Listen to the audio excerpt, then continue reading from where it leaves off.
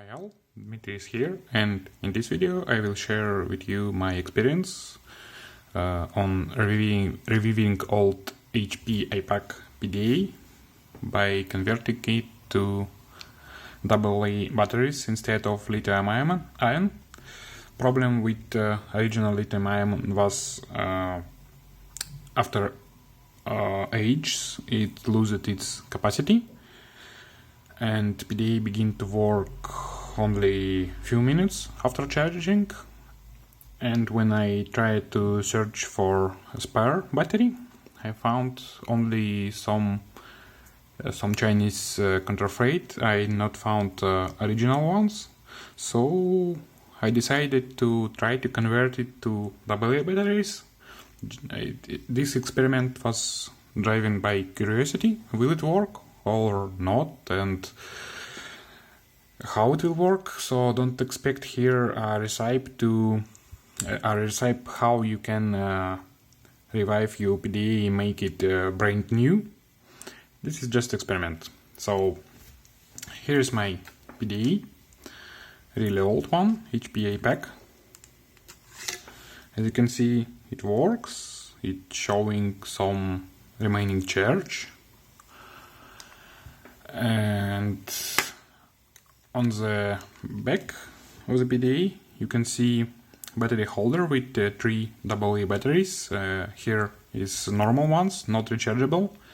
Here is a small supercapacitor. It is 0.47 farad and 5.5 volts, 5.5 volts nominal. And small lithium-ion cell. Come on, focus. Small lithium-ion cell here.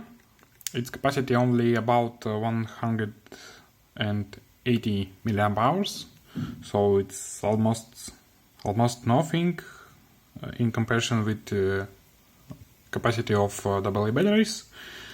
Why we need these things, I will explain a little later. They all connected in parallel. Pretty simple, and in short words, purpose of lithium-ion cell and supercapacitor is to handle current spikes. If you want to do same experiment with your PDA, you need to disassemble your original lithium-ion battery. You can see frame of that battery here. You need to remove lithium cells itself, install battery holder, and solder wires from battery holder and wires for supercapacitor to the battery management board. In original cells, there is in original lithium-ion battery there is 2 cells and battery management board installed. So you need to remove cells itself, but leave battery management board at the place. And then you need to fix it with hot glue or with some other method. And if you have HP model, here you will find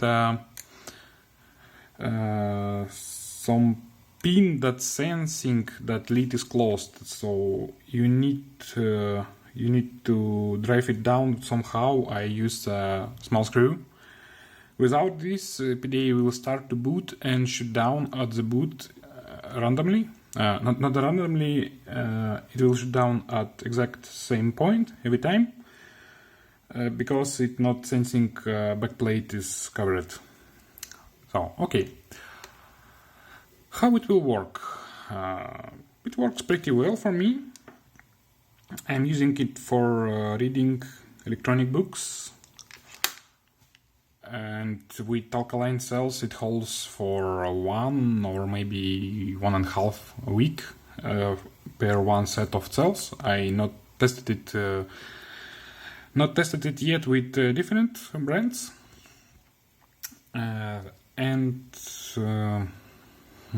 if you use rechargeable ones, you can use it, but you will need to charge them in separate standalone charger, because PDA will limit voltage of charging up to 4.2 volts. This is enough for charge one lithium-ion cell, but it's not enough for charge 3 nickel metal hydride or nickel cadmium cells in series. So it will not fully charge when you plug it in, so you will need to use separate charger. Okay, a couple of words about how charge level metering works. I mean this percentage counter, how it works. Originally, when you use normal original cell, there is a battery management board, and it integrates current over time. It knows how much current it put in the cells, and because it knows capacity, original capacity of the cells, it can estimate how much charge remains. So it works pretty good and pretty accurate for the original cells, but right now we use other chemistry and other capacity of power source, so it will not able to accurately measure our remaining charge, because capacity of AA batteries is higher than original lithium-ion cell. This charge meter will show very low and maybe zero, very low numbers, or maybe zero, even if there is a lot of charge remains in the batteries. So because of it was not intended to use with removable batteries, there is a two nuances occurs. First one, as I said, it will not accurately show how much charge remains, and it can show zero when maybe 16% remains of charge there. And second one, when you replace the cells, battery management board don't understand this. It thinks that cells is not replaceable, so it will not reset itself to 100% when you replace the batteries. So you will need to put charger. You will need to connect charger any time when you replace the cells or when it shows 0%. This will not recharge AA cells, but it will reset the counter, and maybe it will recharge our small lithium-ion cell. I will explain a little later why we need this. So with this change, with this replacing lithium-ion cells to removable cells, we still need to connect charger from time to time if we want that charge meter show something.